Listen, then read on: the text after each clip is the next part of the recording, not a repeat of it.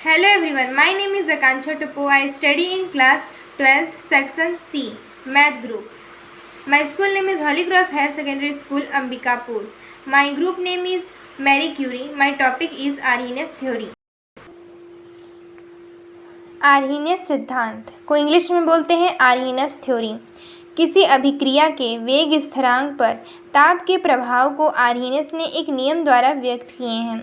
Arrhenius के अनुसार किसी अभिक्रिया का ताप बढ़ाने पर उसके वेग में चरघातांक की वृद्धि होती है। जैसे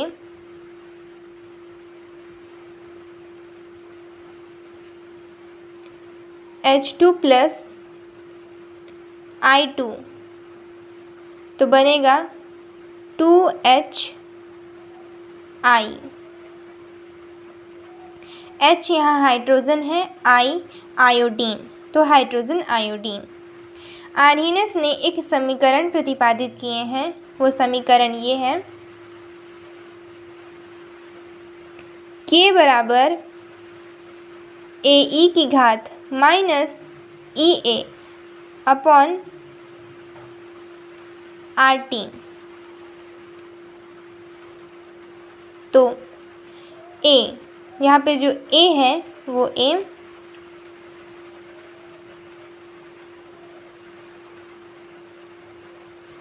एक पूर्व चर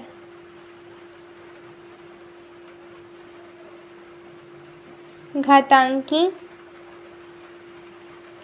की कारक। A एक पूर्व चर घातांकी कारक है। इसे आर्हीनियस गुणांक या आवृत्ति गुणांक भी कहते हैं। K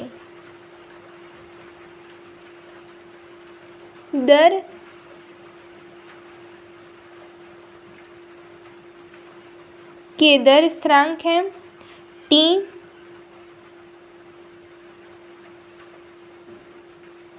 तापमान है और EA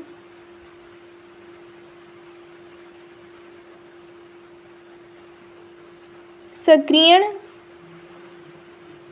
ऊर्जा है। और यहाँ पे जो E है एक घातांक कारक है। A एक पूर्व चरघातांकी कारक है। इसे आर्हीनियस गुणांक या आवृत्ति गुणांक भी कहते हैं। K एक दर स्थिरांक है। T तापमान है। EA सक्रियण ऊर्जा है और E एक घातांक कारक है। आर्हीनियस समीकरण मतलब टक्करों की निम्नलिखित संकल्पनाएं। पहला, जब अभिकारक की अणुएं आपस में टकराती हैं तभी अभिक्रिया होती है। अर्थात ये बोला जा रहा है कि जब अभिकारक की अणुएं आपस में टकराती हैं तभी अभिक्रिया होती है। मतलब अणुओं का आपस में टकराना अनिवार्य है तभी रिएक्शन होगा। जैसे कि A प्लस B जब रिएक्शन होगा तो बनेगा AB।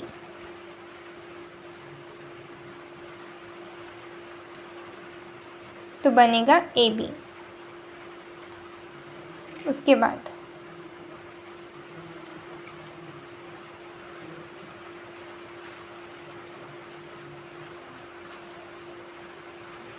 यहाँ पे है दूसरा, अणुओं का उपयुक्त दिशा में टकराना आवश्यक है। फर्स्ट में था अणुओं का टकराना ज़रूरी है तभी रिएक्शन होगा, और यहाँ इसमें कहा जा रहा है अणुओं का सही दिशा में भी टकराना आवश्यक है। जैसे कि दो अभिकारक हैं, अगर वो सही दिशा में दो अभिकारक है जो सही दिशा में टकराएंगी तभी रिएक्शन होगा। अगर गलत दिशा में टकराएंगी तो रिएक्शन नहीं होगा।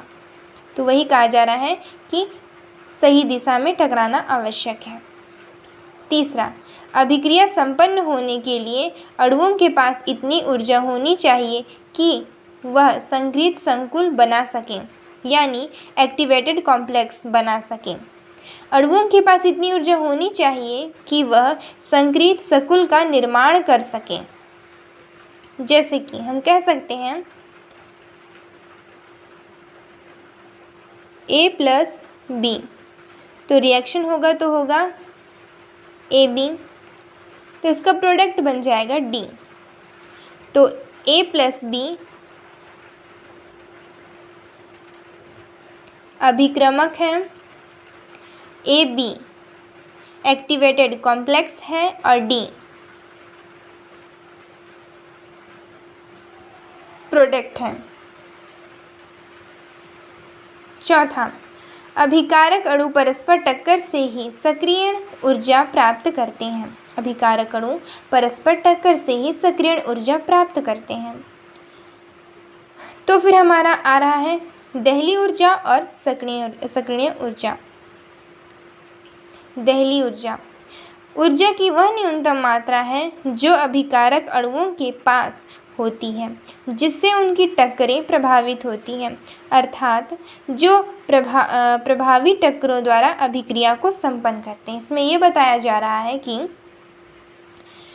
ऊर्जा की वह न्यूनतम मात्रा जो अभिकारक के अणुओं के पास होती है जिससे उनकी टक्करों को प्रभावित होती है, और जो प्रभावित टक्करें होती हैं वो अभिक्रिया को संपन्न करते हैं, उसे दहली ऊर्जा कहते हैं।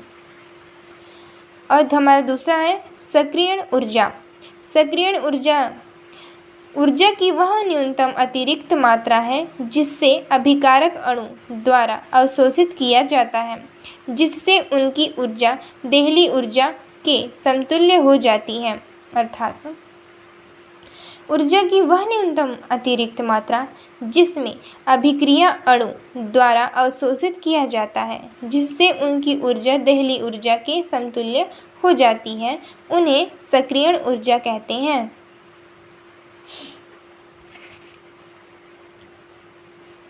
इसके बाद हमारा आता है ग्राफ। ये हमारा ग्राफ है। तो यहाँ पे हमारे ग्राफ में x अभिक्रिया की प्रगति को बताता है, रिएक्शन होना को बताता है, और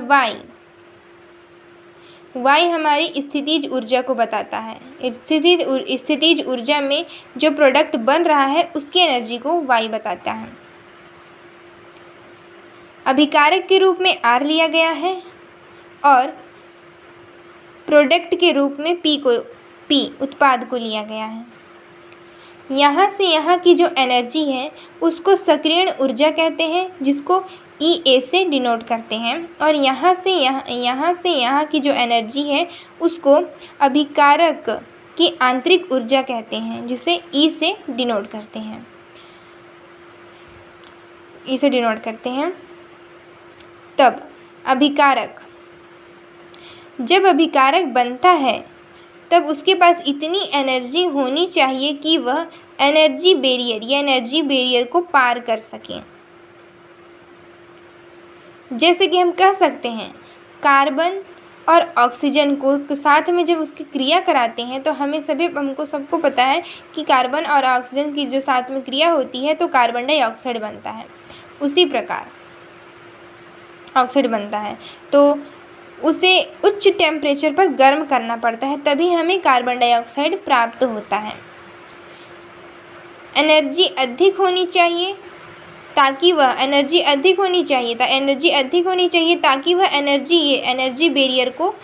बैरियर को पार कर सके और उत्पाद के रूप में प्राप्त हो सके।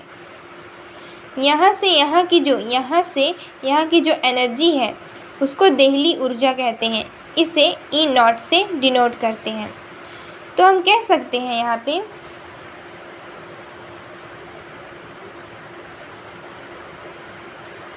EA बराबर E0 minus E। EA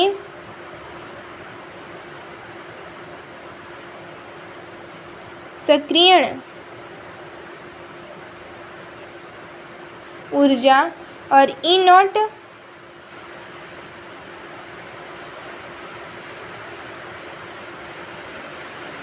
Delhi ऊर्जा माइनस E, यहाँ पे जो E है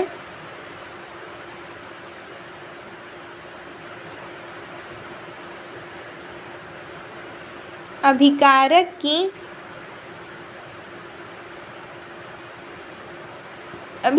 की आंतरिक ऊर्जा।